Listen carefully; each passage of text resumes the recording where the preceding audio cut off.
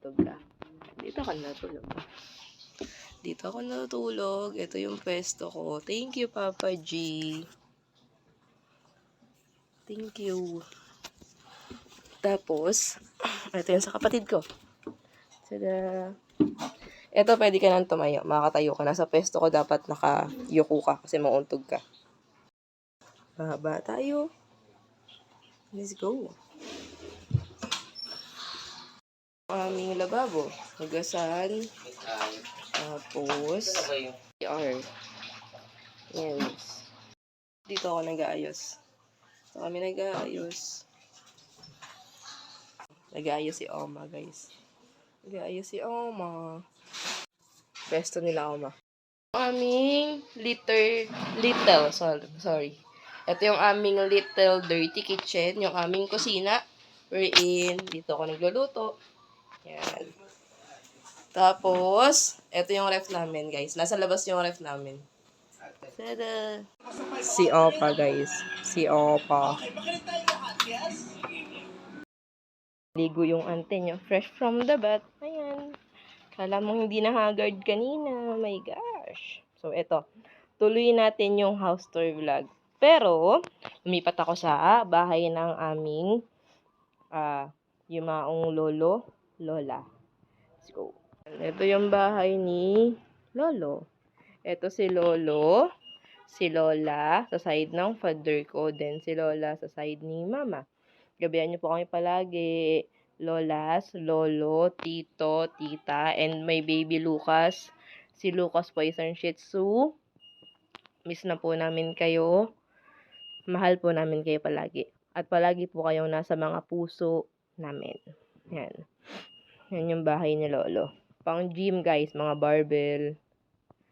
Yan yung bahay ni lolo. Dito nag-i-stay yung kapatid kong bunso.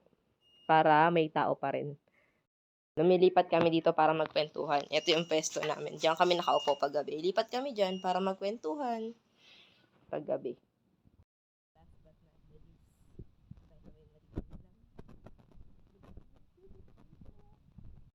Hi guys. Si Bia. Hi B. Wari ka mo nahihiya. Wala ka naman nursery. Tour tayo. Dito natin i-end yung live sa bahay ni Lolo. Shout out sa tita ko na nasa Saudi, Tita Meme. Yun yung mother niya. Sa Tita Meme. Ingat po dyan palagi. Miss ka na namin and mahal ka namin. Palagi ka nasa puso namin. And sa tito ko na nasa ibang lugar. Pero hindi po ibang bansa ha. Ibang lugar lang. Shout out po Tito Goody, Tita Rochelle. And syempre pinsan naming maganda. Kay AM Bunso. Miss ka na namin. Love you. Of course, guys, don't forget to appreciate yung mga bagay na meron tayo. Siguro, kung may dasal tayo, hindi man ibigay sa atin, nun ibig sabihin, hindi pa para sa atin. Huwag natin kalimutang palaging magpasalamat sa araw-araw na meron tayo and sa araw-araw na blessings na binibigay natin, kahit hindi pa yun yung hiling natin. Sabi nga nila, once na binigay yon ni Lord God or ni Papa G, yung hiniling mo is magiging more than pa, which is siksik, liglig, at umaapaw. So, don't forget to appreciate the small things na meron tayo sa mga buhay natin. Ang next kong vlog is prank. Bahala kayo mag-isip kung ano, pero prank siya. And kung sino, secret muna kasi baka makita nila kung sino. So, yun muna for today's video, guys. Don't forget to like,